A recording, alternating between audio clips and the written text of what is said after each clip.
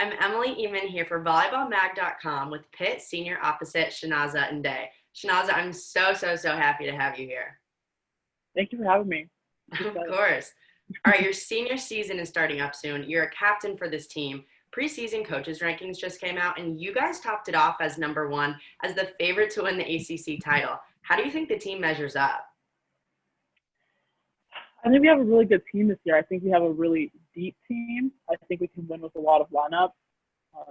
But also I think, obviously with everything going on, especially with quarantining and things like that, I think it has really brought our team closer together. And we've bonded a lot over, being grateful to even be able to play, being grateful to be able to see each other in person, even with a mask on or mask off. I just think that our team culture is really healthy right now. And I think we're all just really excited to finally be able to compete and, play other people. We've been playing against each other a lot in practices and stuff. So it'll be nice to see someone different across the net. Yeah, you said, the team's feeling really healthy and good. You had all that time off, so a lot of time to reset. If you did have nagging injuries, a lot of time off to help that. But you were part of the first Pitt volleyball team to win an ACC championship back in 2017, your freshman year. You've won 2 more since then, getting back-to-back titles. And like you said, you're bringing that core group back this year as well. Do you feel any pressure at all having that big target on your back?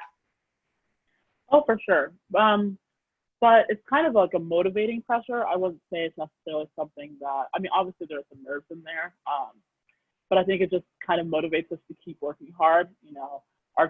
The culture that we've created here is, led to a lot of the successes that we've had.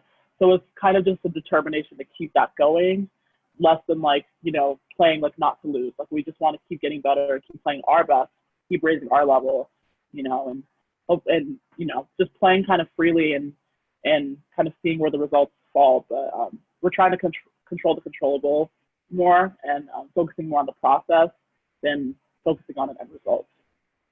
Yeah. This fall you guys have a hard season coming up. 4 of the 5 teams playing in your pod are ranked in the top 6 in that ACC poll I was talking about, definitely making it the hardest of the ACC pods. How important is it to have that high level of competition right now? Really important. There's a lot to be said for how much you can grow in a game. And, going into any future season we could have, we want to make sure that we're battle tested, and we want to make sure we have that game time experience, and playing good teams is the best way to do that, because it forces you to kind of, problem solve on your feet and resolve issues on the court. I'm kind of happy that our pod is as difficult as it is. I think it's a good test for us. And I think it's a good test for our resilience and how adaptable we're going to be through the season. So I'm excited to be playing in the pods. Obviously everyone wants a regular season, but given the circumstances, I think we can just take what we get and kind of make the best out of it. Yeah, right now, especially, any play is better than no play at all. So it's really important for you guys to have that competition, but to have that really good competition just takes that a step further. Right. Yeah. All right, well, switching gears a little bit, you've been very active and vocal in the media in support of the Black Lives Matter movement. As a Black woman in America and a Black woman from Nigeria in America, I just want you to start with your thoughts on how the last few months have been for you. A whirlwind of emotions. It's been a lot of self-reflection on, kind of my space my place in a volleyball setting. Obviously volleyball is a very white dominated sport, so that's been a part of it. Just my relationships with the people around me and how, maybe in the past I've kind of limited that by not being as vocal as maybe I wanted to be about certain issues. I think it's been hopeful in a lot of ways, because you're seeing a lot more support for Black Lives Matter in a way that was unheard of, even a couple of years ago. But it's also been really hard because it's just been a lot of pain and awful videos. So it's been a mix. I guess I've just been trying to find my balance of, being aware and being involved and helping as much as I can, but also, feeling the best I can kind of mentally and emotionally and spiritually and all those good things. So making sure that I'm at my best, so then when I am involved, it's with my full self instead of trying to run on empty, if that makes sense. Yeah, you mentioned the relationship with those around you and how, you might be having these conversations more. You recently told Untold Athletes, I'm no longer making myself small to please other people. I am Black 24/7. I can't run from this, so I'm no longer allowing those around me to run from it either. Can you sort of talk about that and explain that statement? You know, I have always been in the situations where I've been either the only Black person in the room, the only Black girl in the room, one of two, one of three. So I'm very used to being a minority in like every sense of the word.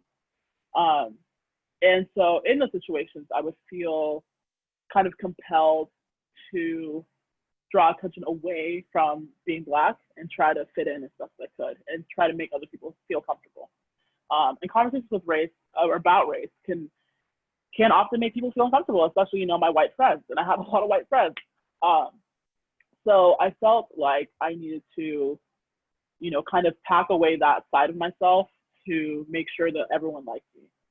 Obviously, with like being a volleyball athlete and then being in college, I have a really busy schedule, so I can use other things to distract me, right? But like now, it's kind of like I'm kind of being forced to sit, and I'm like, okay, what kind of people do I actually want in my life, you know?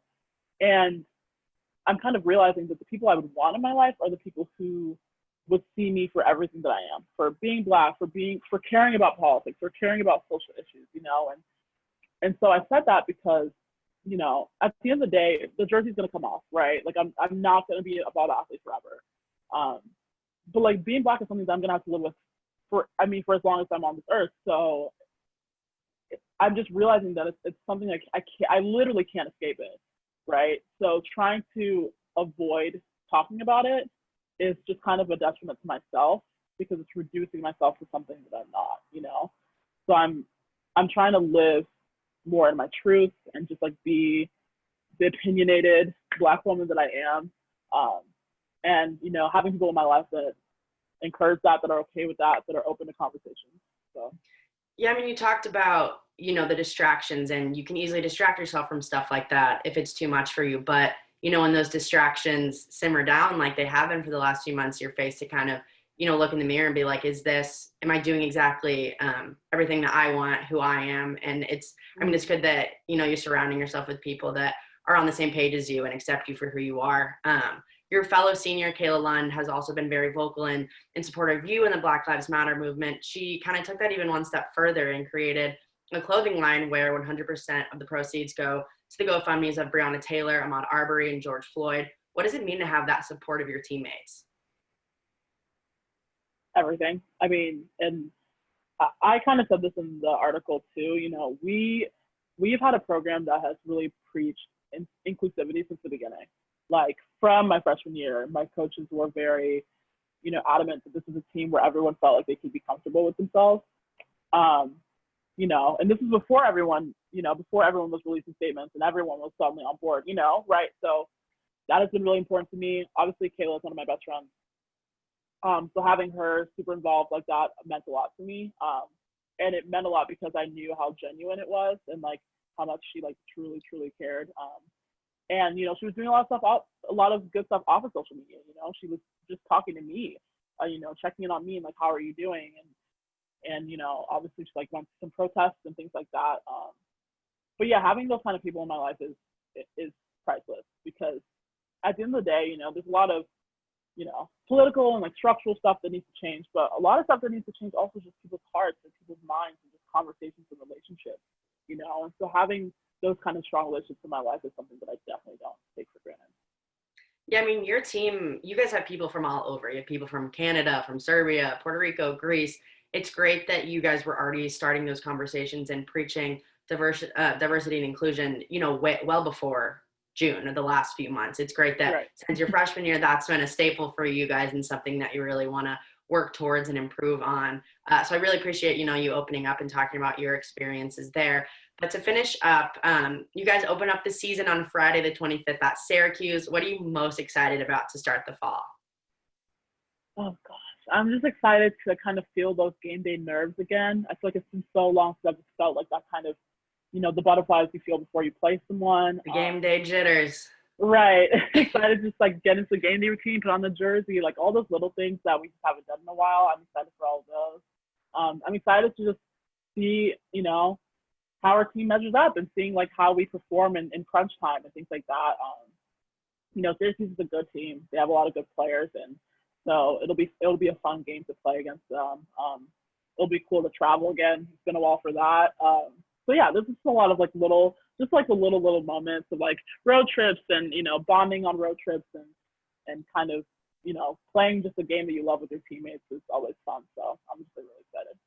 Yeah, I mean, nothing will beat those road trip bus rides and, you know, Right. busing hours on end doing God knows what in the bus. Well, yeah, thank you for sharing your experiences, your thoughts on the season, and so excited to watch you guys play. Good luck against the Orange. Thank you so much. Thank you.